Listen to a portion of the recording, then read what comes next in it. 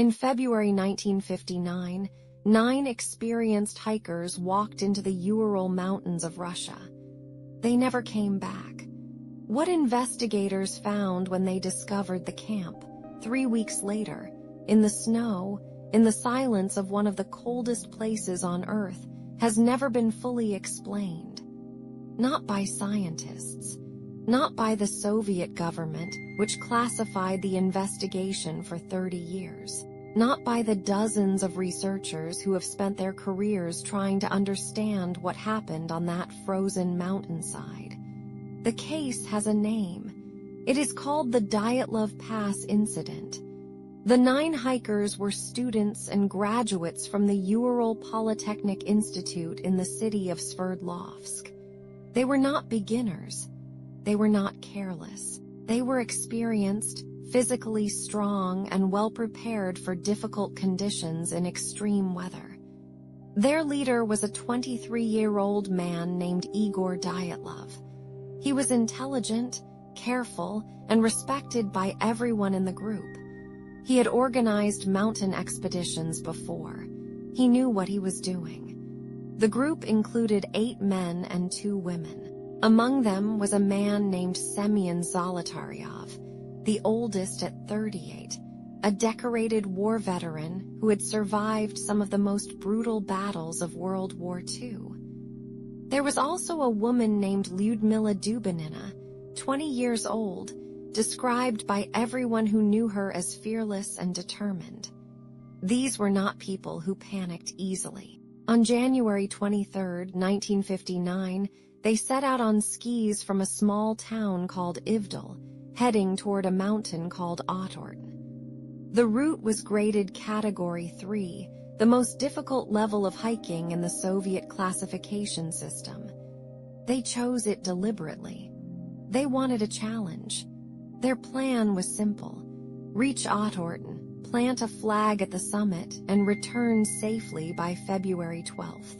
Igor Dyatlov had promised to send a telegram to the university when the group returned to civilization.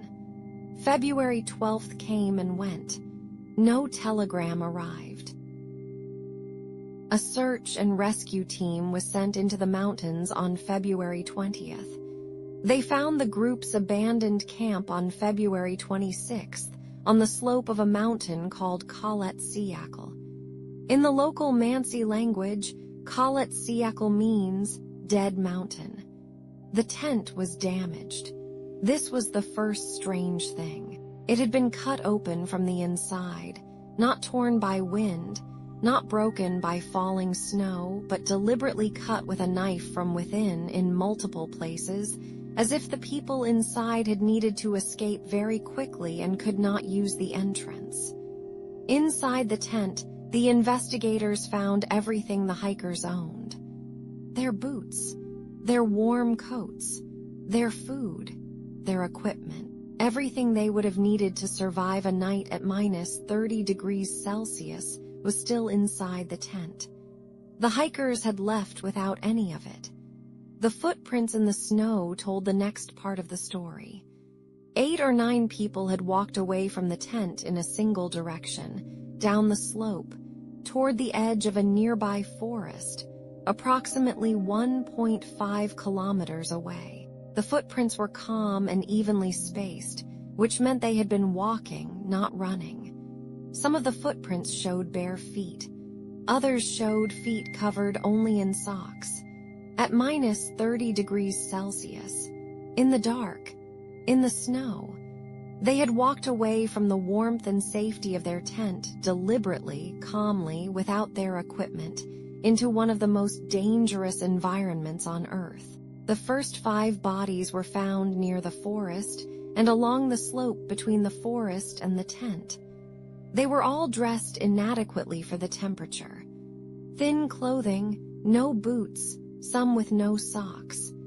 2 of them were found beneath a large cedar tree, where branches had been broken off at a significant height, suggesting the men had climbed the tree, perhaps to see something or perhaps to escape something on the ground. There was a small fire near the tree. The fire had gone out.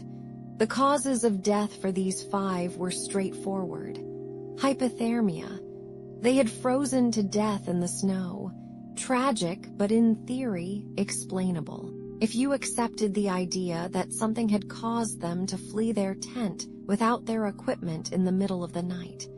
But it was the last 4 bodies that made investigators go quiet. They were found 2 months later, in May, buried under 4 meters of snow in a ravine not far from the cedar tree. These 4 had clearly survived longer than the others. They were better dressed, wearing items taken from the first victims, which suggested they had gone back to collect clothing from their dead companions. They had not survived, and the reasons they had not survived were deeply strange. One of the men, Semyon Zolotaryov, the war veteran who had survived World War II, had a crushed chest. Several ribs were broken on both sides of his body. The force required to break bones in this way was compared by investigators to a serious car accident, but there were no external wounds, no bruising on the skin. Whatever had broken his ribs had done so without touching the outside of his body. Another victim, a man named Nikolai Thiboksbrignoles, had a severe skull fracture, again with no external wound to explain it.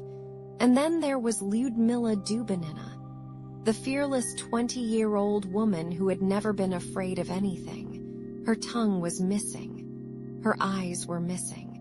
Part of her lips were gone. The investigators' report stated that these were post-mortem injuries, caused after death, perhaps by decomposition in the water of the ravine. But the specific absence of her tongue has never been satisfactorily explained. Her chest was also crushed, with the same pattern of internal fractures and no external wounds. The Soviet investigation concluded in May 1959. Its official conclusion stated that the hikers had died as a result of a compelling natural force. The specific nature of this force was not identified. The case was classified. The files were sealed for decades. But before the files were sealed, investigators had noted several details that did not fit any natural explanation they could find. Some of the clothing removed from the bodies showed levels of radioactive contamination that were, according to the report, medium to high.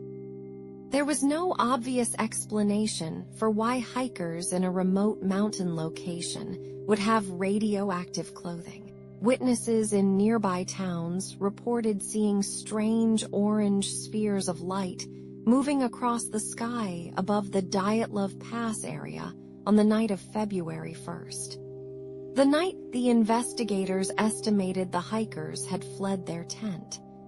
The Soviet military confirmed the sightings but did not explain them. One of the rescuers who arrived at the scene later reported that the bodies had a strange orange-brown color on their skin, a color he could not explain and had never seen before. The investigator who led the official Soviet inquiry, Lev Ivanov, said publicly in 1990, 30 years after the investigation was closed, that he had been ordered by senior Soviet officials to classify the case and attribute the deaths to natural causes. He said he had never believed that explanation. He said he believed the hikers had encountered something that the Soviet government did not want the public to know about. He died in 1997 without ever knowing what that something was. Dyatlov Pass is a real place. You can visit it. People do. Hikers and researchers and curious travelers who want to stand on the slope of Dead Mountain and look at the place where 9 experienced people ran barefoot into the snow and never came back. The Russian government reopened the investigation in 2019, 60 years after the incident. In 2020, they announced their official conclusion. The hikers had been killed by an avalanche. Most experts disagreed. The evidence, they said, did not support an avalanche. The tent had not been hit by falling snow. The bodies had not been found in avalanche patterns. The internal injuries were inconsistent with avalanche trauma. The radioactive clothing was not explained. The orange spheres were not explained. The missing tongue was not explained. In 2021, the Russian government quietly closed the investigation again. The pass was renamed Dyatlov Pass in honor of the group's leader. There is a memorial to the 9 hikers at a cemetery in Yekaterinburg, the city formerly known as Sverdlovsk, where they all studied, where their families waited for a telegram that never came. The memorial lists their names: Igor Dyatlov, Lyudmila Dubinina, Semyon Zolotaryov, and the 6 others. 9 people, 1 night, 1 mountainside, no explanation. The case of Dyatlov Pass remains one of the most investigated and least understood mysteries of the 20th century. Dozens of theories exist: military testing, infrasound, katabatic wind, avalanche, animal attack, indigenous Mansi conflict, secret Soviet weapons, and others that are harder to classify. None of them explain everything. Some of them explain nothing. What is certain is this: 9 experienced people who were afraid of very little were frightened badly enough on the night of February 1st, 1959, to cut their way out of a tent, leave everything they owned behind, and walk barefoot into a frozen mountain night. Whatever frightened them that badly has never been identified. It is still out there. Or it isn't. And that possibility, somehow, is not more comforting.